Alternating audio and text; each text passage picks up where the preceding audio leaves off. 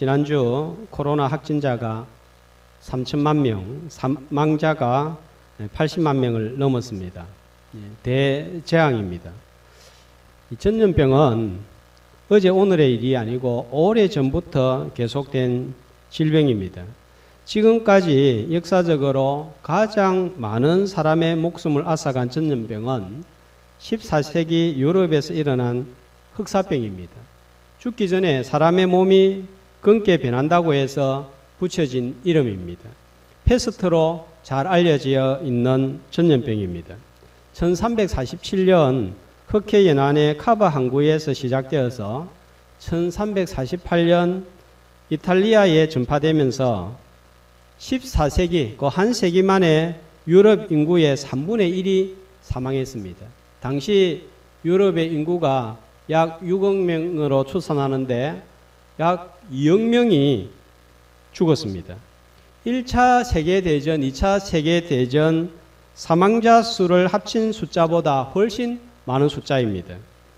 18세기까지 100여 차례에 걸쳐서 수십 년에 걸쳐서 계속해서 반복된 인류 역사상 가장 큰 재앙이라고 할 수가 있겠습니다.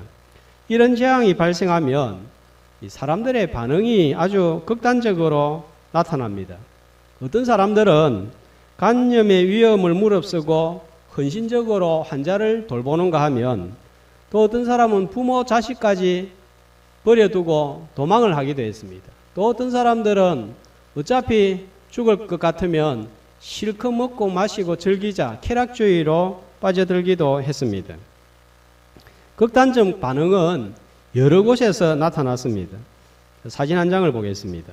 네덜란드의 채찍질 고행 행렬이라는 사진입니다.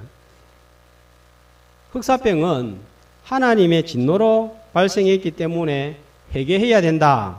이렇게 주장하면서 자신의 몸에 채찍질을 가하면서 회개를 했습니다. 사진을 잘 보시면 등이 드러나는 옷을 입고 오른손에는 구슬이 달린 채찍질을 들고 이렇게 때리면 뒤로 내리치면 자신의 등을 갈기면서 피가 나면서 참회를 했습니다. 예수님의 생애를 1년을 하루로 계산해서 33일 동안 저렇게 십자가를 들고 여러 지역을 순회하면서 참회를 했습니다. 전염병이 줄어들기는커녕 오히려 확산시키는 위험한 짓을 행하였습니다. 이 광적인 종교 행위가 이런 재앙이 발생하면 그때뿐만 아니라 지금도 나타나는 것입니다. 조금 형태가 다를 뿐이지 광적인 종교 행위가 여기저기에서 나타납니다. 반사회적인 행동들도 나타났습니다. 흑사병 재앙에 대한 불만, 분노가 사람들 사이에서 막 일어났습니다. 사람이 발생시킨 것은 아니지만 이게 장기간 지속이 되니까 그런 불만들이 일어나니까 잠재우기 위해서 희생양이 필요했습니다. 그래서 이 재앙은 거지, 유대인, 나병 환자, 외국인들이 집단적으로 모여 살기 때문에 발생했다. 이렇게 주장을 하면서 이들을 사진에서 보는 바와 같이 화형을 시켜서 죽였습니다. 특별히 유대인들이 예수님을 십자가에 못 박아 죽였기 때문에 이런 일이 생겼다 해서 유대인들이 많은 학살을 당했습니다. 전혀 근거가 없는 주장입니다. 내용입니다. 사건이 발생했을 때, 문제가 발생했을 때 극단적인 사고와 극단적인 행동을 조심해야 됩니다. 극단적인 대응은 문제에 또 다른 문제를 가져옵니다. 정치를 바라보는 시각도 너무 한쪽으로 치우치는 것이 문제입니다. 항상 국가마다 극우 세력, 극자 세력이 문제입니다. 균형을 잃었기 때문입니다. 코로나 사태를 바라보는 시각도 우리가 균형을 바로 가져야 되겠습니다. 극단적으로 바라보면 극단적인 대응이 나옵니다. 어떻게 코로나 사태를 바라보아야 할지, 예배 참석에 대해서는 어떻게 대응해야 되는지 함께 나누고자 합니다. 알고 있는 내용이기도 하지만 다시 한번 점검하면서 코로나 시대에 우리의 믿음이 건강하게 유지될 수 있기를 주님의 이름으로 축복합니다. 성경은 이에 대해서 우리에게 어떻게 말씀하고 있을까요? 성경은 지금부터 3500년 전부터 기록이 되었기 때문에 오늘날의 상황에 대해서 구체적으로 하나하나 언급을 하고 있지는 않습니다. 그러나 원리는 말씀하고 있습니다. 원리를 따라 우리가 판단하고 대응하는 것이 필요하겠습니다. 자, 어떻게 대응해야 될까요? 오늘 7절 말씀을 보면 결론을 먼저 말씀을 드리겠습니다. 자, 말씀을 하나님께서 주셨는데 자, 어떻게 하라고 합니까? 우로나 좌로나 치우치지 말라. 균형을 잡으라고 합니다. 이 말씀은 이스라엘 백성들이 가나안 땅 들어가기 직전에 주어진 말씀입니다. 왜 이 말씀을 하셨을까요? 가나안 땅에 사는 사람들과 이스라엘 백성들은 삶의 근본부터 다른 거예요. 가나안 사람들은 자신의 생각과 내려온 풍습 전통에 따라서 삽니다. 이스라엘 백성들은 하나님이 정하신 법대로 살아야 합니다. 삶의 바탕이 다른 거예요. 그래서 레위기, 신명기 말씀을 보면 삶의 전반에 관하여서 말씀을 하고 있습니다. 전쟁이 발생할 때는 말과 병거를 의지하지 말고 하나님을 의지하라고 합니다. 결혼과 이혼에 대해서도 말씀을 합니다. 출산을 했을 때에 피부병이 생겼을 때에는 어떻게 해야 하는지 건강과 위생의 문제에 관하여서도 말씀하고 있습니다. 음식은 어떻게 먹어야 되는지 또 근신상간과 같은 가정한 성적인 풍속을 따라서는 안 된다고 합니다.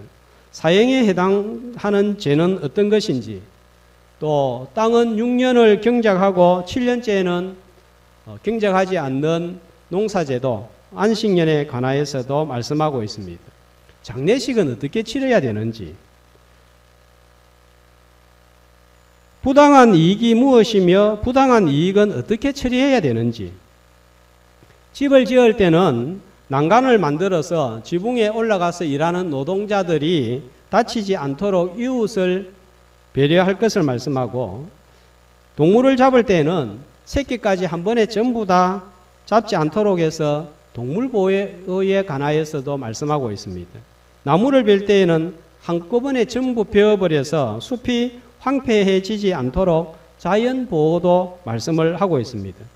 동물보호, 자연보호가 사람보호라는 것을 하나님께서 오래전에 말씀해 주셨습니다. 무조건 개발해서 이익만 남기려고 하는 사람의 방법을 따르지 말고 말씀을 따르라고 권고하고 있습니다. 하나님은 사람의 삶의 전 영역과 또 자연 동물에 관하여서 어떻게 바라보며 어떻게 대응해야 할지를 말씀하셨습니다. 자, 이 중에 중요하지 않은 것이 하나라도 있나요? 없습니다. 그래서 하나님께서 이렇게 말씀을 주셨을 때 어느 하나만 중요하다고 해서 그쪽으로만 가지 말라는 거예요. 치우치지 말라는 거예요. 사람도 자연도 동물도 같이 생각하라는 거예요. 자, 인간 사회에서는 결혼, 출산, 음식, 농사, 건축, 위생 전부 다 소홀하지 말라는 거예요. 어느 하나만 중요하니까 안 그러면 두세 개만 중요하니까 그것만 집중적으로 지키고 다른 것은 내버려 두고 소홀히 해도 된다. 이게 아니라는 것입니다. 자, 현대인의 성경으로 여호수아 1장 7절을 보면 우로나 좌로나 치우치지 말라 하는 말씀을 어떻게 번역하고 있습니까? 하나도 소홀히 하지 말고 하나님의 말씀이면 전부 다 정성껏 지켜라. 이렇게 말하는 거예요. 자, 1장 7절에 보면 그 앞에 있는 말씀은 똑같은 말씀이 이렇게 나와 있습니다. 그 율법을 자, 지켜 행하는데 몇 가지예요? 다 지켜 행하고 8절에도 보면 그 안에 기록된 대로 자, 몇 가지만 행하라고요? 다 지켜 행하라. 이렇게 치우치지 아니하고 균형을 가지고 하나님의 말씀을 듣고 적용해 나갈 때 7절에 보면은 주어지는 축복이 있습니다. 어떤 축복입니까? 어디로 가든지 요 말씀대로 지키면, 균형을 가지고 치우치지 않고 지키면 형통하리라. 8절 말씀해 보면 다 지켜 행하면 또 어떤 축복이 있습니까?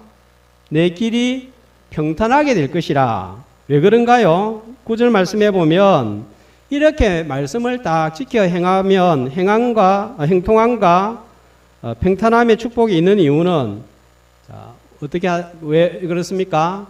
내 하나님 여호와께서 너와 함께 하느니라. 하나님이 함께 하시는 거예요. 하나님이 함께 하신다는 것은 뭡니까? 우리가 하나님의 말씀을 전부 다 지켜 행하고 소중히 여기고 우러나 좌우러나 치우치지 아니할 때 하나님이 함께 하시니까 형통함과 축복이 따른다는 것입니다. 치우치지 아니하고 말씀을 지켜나감으로 형통함과 평탄함의 축복을 맛보는 저와 여러분이 되시기를 주님의 이름으로 축복합니다. 코로나도 성경 전체의 시각으로 바라볼 줄 알아야 됩니다. 이런 재앙이 발생하면 꼭 나오는 주장이 있습니다. 어떤 주장입니까? 이 잘못된 시각이 나오는 거예요. 이런 재앙이 발생하면 하나님의 심판이다. 아까 사진에서 본 바와 같이 흑사병이 일어났을 때에 하나님의 심판이다 한 것처럼 지금도 이런 재앙이 일어나면 교회를 오래 다녔던 분들 가운데서 또 앞에 선 목회자들이라고 하는 분들 가운데서 이런 주장을 펼치는 거예요. 얼마 전에도 목사 한 분이 이런 발언을 했다가 여론의 물매를 맞았습니다. 지난번 일본에 쓰나미가 발생해서 10,000명 이상의 사망자가 나왔을 때도 유명한 목사님 한 분이 하나님의 채찍질이다, 심판으로 말했다가 큰 소란이 일어났습니다. 자, 이런 관점은 재난을 당한 사람들을 정죄하는 거예요. 이런 시각은 미신에 가까운 생각이라고 봅니다. 그렇다면 재난을 당한 사람보다 더 악한 일을 저지르면서도 멀쩡하게 건강하게 잘 살고 있는 사람에 대해서는 어떻게 설명을 할 것입니까? 지난번에도 보여드린 리스본 대지진 사진입니다. 1755년 11월 아침 포르투갈의 수도 리스본에서 강도 9로 추정되는 지진이 일어났습니다. 짧게는 3분, 길게는 6분가량 지진이 발생해서 최소 3만 명, 최대 10만 명이 목숨을 잃었고 도시와 항만의 85%가 폐허가 되었습니다. 특별히 그날이 주일이라 예배를 드리고 있던 많은 사람들이 목숨을 잃었습니다. 그런데 온 도시가 저렇게 아수라장으로 변했는데 딱 한 곳만 피해를 입지 않고 멀쩡하게 살아남은 지역이 있었습니다. 리스본의 창녀촌이었던 알파인이라는 지역이었습니다. 교회를 비롯한 모든 도시가 무너지고 죽고 파괴되었는데 악의 소굴이라고 할 수 있는 창녀촌만 멀쩡한 거예요. 재앙이 전부 죄에 대한 심판이라면 이런 사건은, 이런 재앙은 어떻게 설명할 수 있겠습니까? 그러므로 재앙이나 누군가가 겪는 불행을 하나님의 심판으로 판단하고 말한다면 부당한 판단이 되고 어려움을 겪고 있는 사람을 정죄하는 죄를 범하게 되는 거예요. 고통에다가 또 고통을 얹어주는 그런 결과를 가져옵니다. 모든 일은 하나님의 섭리 안에서 일어나는 것이 분명합니다. 그러나 그 원인이 무엇인지는 사람이 알 수도 없고 설명할 수가 없는 거예요.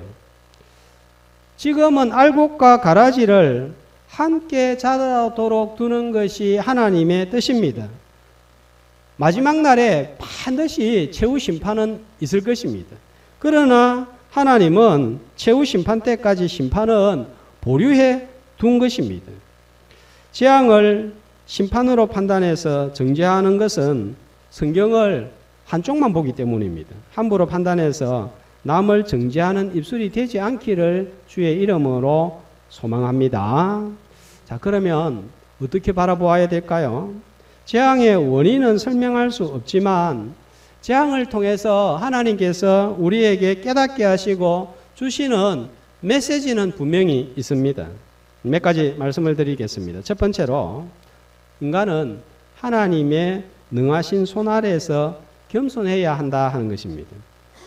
얼마나 우리가 나약한지 이 코로나 시절을 겪으면서 절감하고 있습니다. 고층 빌딩을 건축하고 우주선을 쏘아 보내는 일을 사람이 해서 사람이 마치 신과 같은 존재처럼 보이지만 절대로 신은 아니라는 거예요. 하나님께서 이 세상을 치신다면 아무도 그 앞에 설 자가 없습니다. 코로나 앞에 떨고 있는 우리를 한번 봅시다. 출입도 지금 제대로 못하고 있지 않습니까? 여기에서 3단계, 4단계로 격상되면 거의 활동이 마비가 되는 거예요. 팔다리가 건강하다고 마음대로 돌아다닐 수 있는 게 아닙니다. 뿐만 아니라 내일 누가 감염이 될지 아무도 모릅니다. 하나님께서 보호하여 주시지 아니하고 지켜주시지 않는다면 내일을 보장할 수 없는 연약하고 연약한 존재가 바로 사람이라는 거예요. 오늘 내가 살아있는 것도 하나님께서 보호하여 주셨기 때문입니다 하는 고백으로 주님을 더욱 의지하고 인정하는 저와 여러분이 되시기를 주님의 이름으로 축복합니다. 두 번째, 하나님의 경고에 귀를 기울이고 우리 자신을 돌아볼 줄 알아야 되겠습니다. 최후 심판은 반드시 있을 것이고 이것보다 훨씬 더 심각하고 무거울 것입니다. 세상 사람들은 이런 재앙을 전부 자연현상이나 사람의 잘못으로 그 원인을 찾고 해결하려고 합니다. 그러나 이런 재앙의 배후에는 하나님이 계시는 거예요. 하나님은 얼마든지 이렇게 한꺼번에 심판하실 수 있는 분이심을 이런 재앙을 통해서 우리는 보게 됩니다. 그럼에도 불구하고 세상은 이런 경고를 무시합니다. 요한계시록 9장 20절 21절에 보면 재앙이 일어나서 죽지 않고 살아남은 사람들이 어떤 태도를 보입니까? 회개하지 아니하고 오히려 우상을 숭배하고 어떤 일을 합니까? 살인과 복술과 음행과 도둑질을 하면서도 회개하지 않습니다. 신이 있다면 세상이 왜 이따인가? 이런 식으로 나오는 거예요. 하나님이 회개할 기회를 주어도 회개하지 않고 하나님을 찾지도 않고 더욱더 악을 행하는 것입니다. 요한계시록 2장 23절은 주님이 어떤 분이신지 이렇게 말씀하고 있습니다. 한 목소리로 모든 교회가 나는 사람의 뜻과 마음을 살피는 자인 줄 알지라 내가 너희 각 사람의 행위대로 갚아주리라. 자, 주님은 어떤 분이십니까? 사람의 보이지 않는 뜻과 마음을 아시고 살피십니다. 다 아시는 분이십니다. 재앙과 불행을 통해서 보이지 않는 심장과 폐부를 감찰하시는 하나님 앞에 우리 자신이 떳떳한 것이 떳떳하지 못한 것이 있는지 없는지 살피고 돌아서는 기회가 되어서 하나님을 더욱더 가까이 하고 하나님과 친밀한 성도들이 되시기를 주의 이름으로 축복합니다. 그 다음에 한 가지가 일상에 감사입니다. 우리가 사는 것이 힘들고 어렵기 때문에 뭐가 좀 확 한꺼번에 풀려버리는 이런 기적이 없나 바라고 삽니다.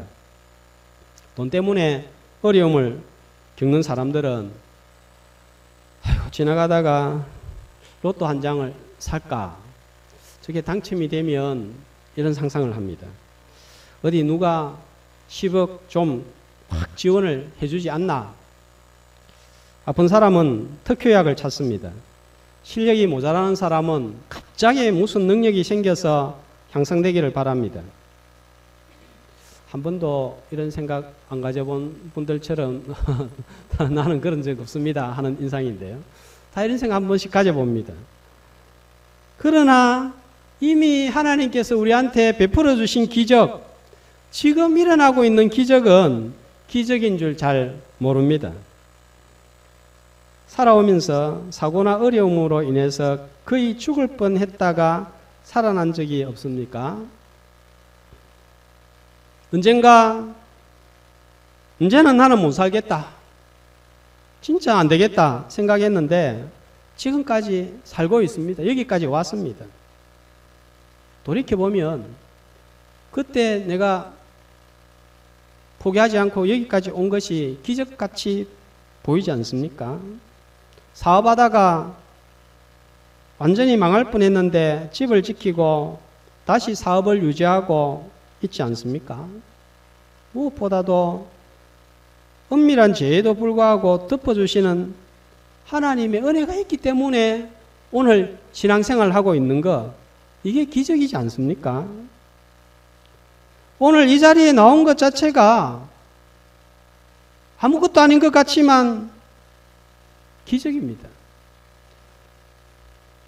믿음 생활을 하고 예배드리고 있지만 과거에 이런저런 일로 믿음에서 떠나서 교회를 나오지 않아야 되겠다, 못 나오겠다, 언제는 신앙생활 안 한다, 그런 마음 먹었던 적도 있지 않습니까? 그런데 아직까지도 내가 믿음을 가지고 이런 코로나 상황 가운데서도 가정에서 예배드리고 이 자리에서 예배드리고 있습니다.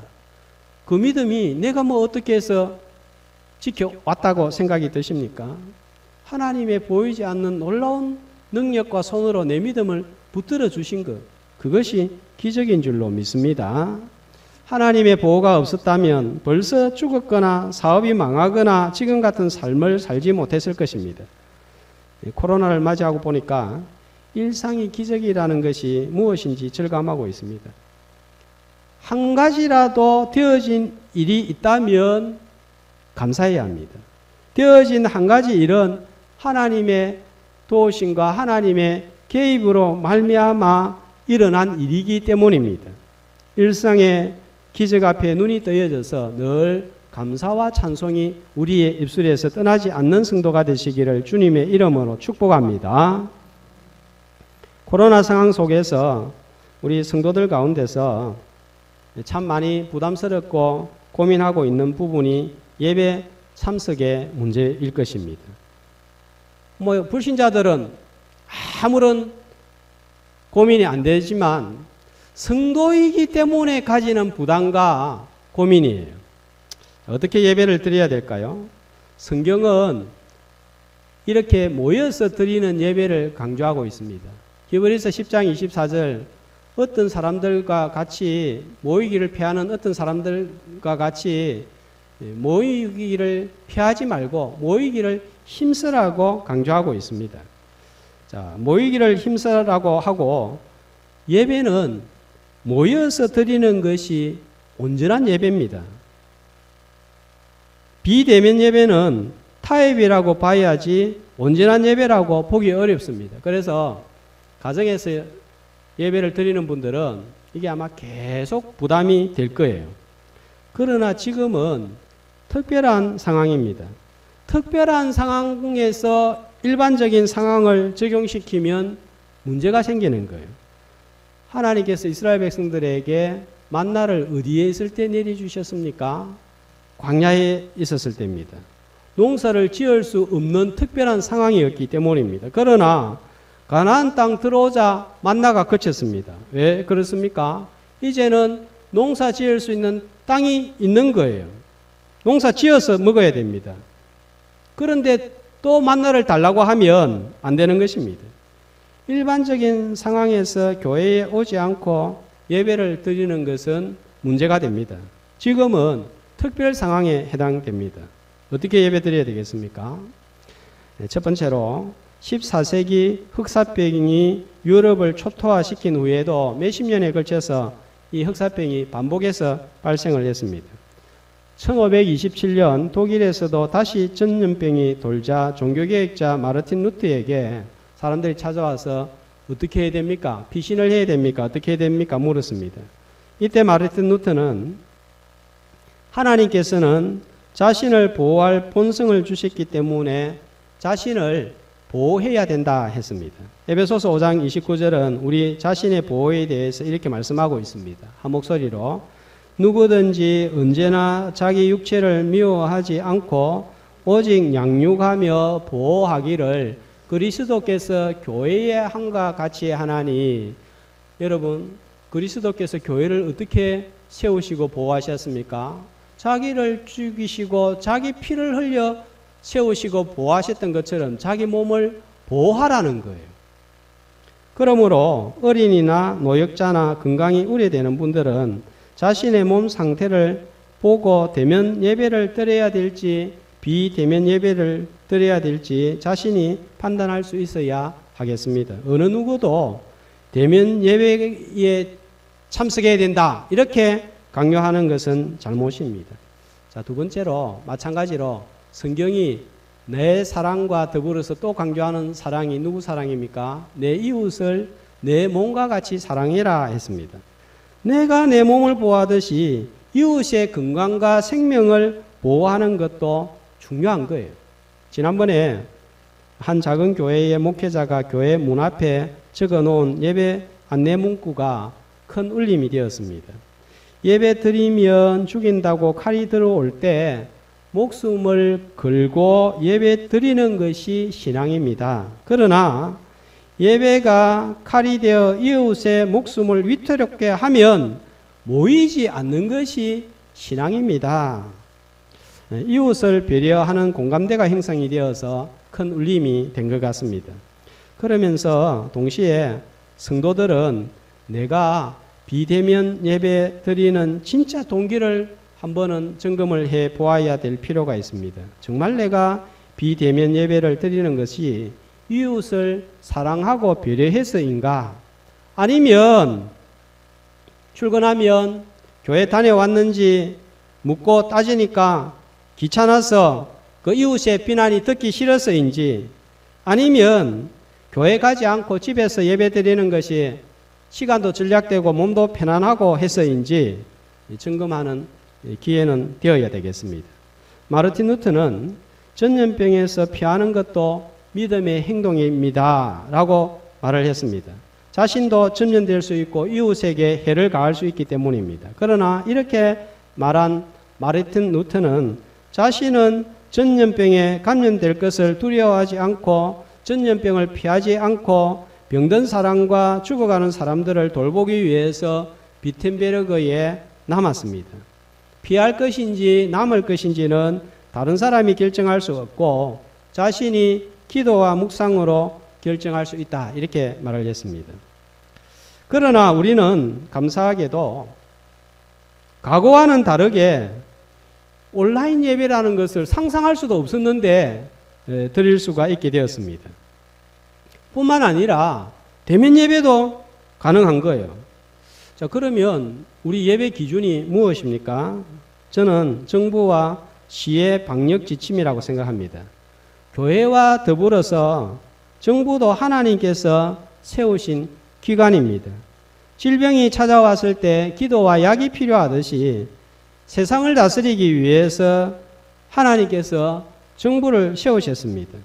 그러나 정부도 완전하지 않기 때문에 좀 불공평한 부분도 있고 부족한 부분도 있습니다. 앞으로 어떤 정부가 들어서더라도 우리를 100% 만족시킬 정부는 없는 거예요. 심각한 문제가 없다면 따르는 것이 맞습니다.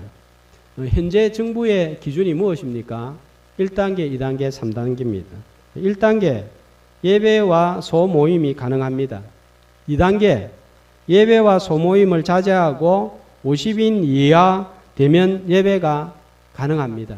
3단계, 모이는 예배는 안 되고 온라인 예배만 됩니다. 이것이 우리의 예배의 기준이라고 봅니다. 1단계, 2단계에서는 성도들이 거부하지 않으면 예배에 소외되어 있는 어린아이들과 노인분들은 직접 만나지는 못해도 문고리 신방 정도는 가능하다고 봅니다. 지난 주일에 시청 직원이 우리 예배를 어떻게 드리는가 지켜보기 위해서 1부 예배도 참석하고 2부 예배도 참석하고 그래 어떻습니까 했더니 다대교회는 방역 지침을 너무 잘 지켜줘서 고맙다 하는 그런 말을 했습니다. 그런데 여러분 이렇게 방역 지침을 다 지켜 행하고 우리가 조심도 하고 했는데 문제가 생기면 어떻게 해야 될까요? 그것은 하나님께 맡겨야 될 부분이라고 봅니다. 문제는 예배가 가능함에도 불구하고 비대면 예배이든지 대면 예배이든지 드리지 않는 거예요. 가정에서 정해진 시간에 예배도 드리고 헌금도 드리고 찬송도 드리고 교회 소식도 접할 수가 있습니다. 개인이 하나님 앞에서 믿음으로 판단하여서 어디에 있든지 꼭 예배에 참석하는 성도가 되시기를 주님의 이름으로 축복합니다. 또 한 가지 주의해야 할 것은 대면 예배만 된다, 비대면만 예배만 된다, 한쪽만 주장하는 것입니다. 상황 따라 달라질 수 있습니다. 교회 따라 다르고 사람마다 다릅니다. 어느 교회는 한 번도 빠지지 않고 대면 예배를 드린 교회도 있습니다. 너무 과감하면 지탄을 받을 수 있습니다. 그렇다고 너무 예민하게 반응하면 아무것도 할 수가 없습니다. 확진자가 나왔음에도 불구하고 대형 교회였는데 한 명도 감염되지 않았던 교회가 있었습니다. 방역을 잘 준수했기 때문입니다. 정부가 대면 예배를 금지했는데도 불구하고 식사도 하고 집회도 하고 예배도 드렸다가 확진자가 수십 명씩 나온 교회가 있었습니다. 지탄의 대상이 되었습니다. 방역 지침을 어겼기 때문입니다. 어떤 분들은 현재 정부가 기독교를 탄압한다고 극하게 주장을 합니다. 어떤 분들은 전적으로 따라야 된다고 주장합니다. 균형 있는 판단과 대응이 필요한 때입니다. 세상은 생리적으로 기독교를 싫어하고 기독교인을 싫어합니다. 우리가 선행을 하고 잘 살면 세상 사람들이 아이고 교회 잘한다, 최고다, 다 박수를 칠까요? 그렇지 않습니다. 우리가 아무리 깨끗하게 살고 정직하게 살아도 세상은 기독교와 기독교인을 향하여 손가락질하고 또 탄압을 하고 핍박을 합니다. 여기에다가 방역 수칙을 어기고 진행하다가 문제가 생기면 세상이 우리를 더 비난하도록 만드는 빌미를 제공하게 되는 거예요. 정부 지침과 방역 수칙을 지키면서도 우리 배후에는 영적인 싸움이 있다는 것도 늘 기억을 해야 되겠습니다. 영적인 것만 주장해도 문제가 되고 육적인 것만 보아도 문제가 되는 거예요. 같이 볼 수 있는 판단력과 시각이 필요한 것입니다. 그것은 성경을 한쪽만 보지 아니하고 하나만 보지 아니하고 우로나 좌우로나 치우치지 않고 다 볼 줄 아는 눈이 필요하고 듣는 귀가 필요한 것입니다. 좌로나 우로나 치우치지 않는 시각으로 어려운 코로나 시대를 지혜롭게 잘 대처해서 우리의 믿음을 지켜나가는 신실한 성도와 교회가 되시기를 주님의 이름으로 축복합니다.